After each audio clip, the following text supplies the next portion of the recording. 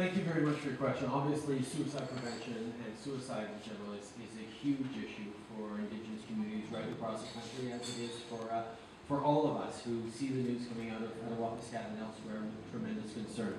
A couple months ago, I went to visit Shoal Lake, actually, and got to meet with a number of young people who were quite vocal about what their challenges were and where the paths to solutions were. And yes, on Monday, I'm going to be meeting with the chief of Wapiskat, but just as important for me, I'm also going to be meeting with young people from Wapiskat, because, quite frankly, when our Indigenous Affairs Minister, Carolyn Bennett, went up to Wapiskat a little while ago, she spent a lot of time talking to the young people and saying, okay, so what is it that you need?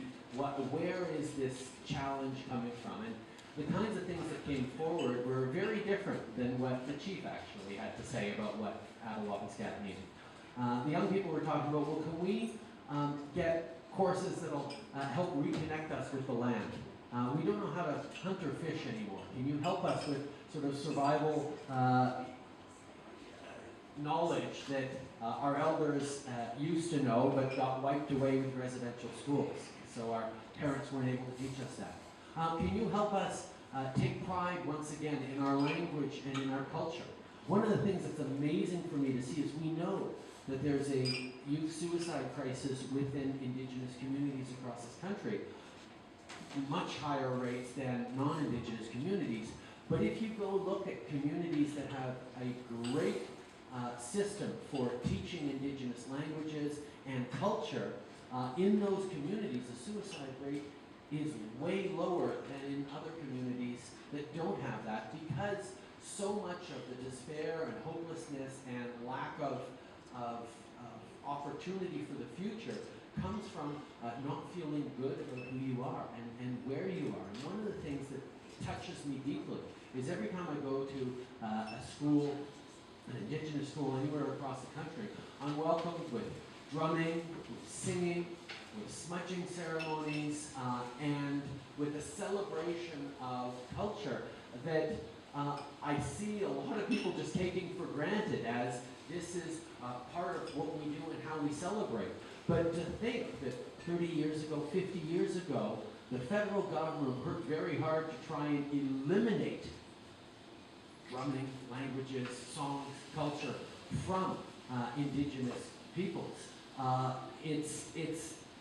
It's so damaging, as we saw from the TRC report, that we allowed that to happen for far too long. And working slowly and carefully to rebuild opportunities and pathways to success, that yes, a lot of it's internal, in terms of taking pride in who you are and how valuable your culture is to everyone else who lives in this land. I mean, as we start to think about how we build economies that go from short-term success towards understanding long-term success, you're drawing on the people who've lived in this land for millennia is a very good philosophy to listen to.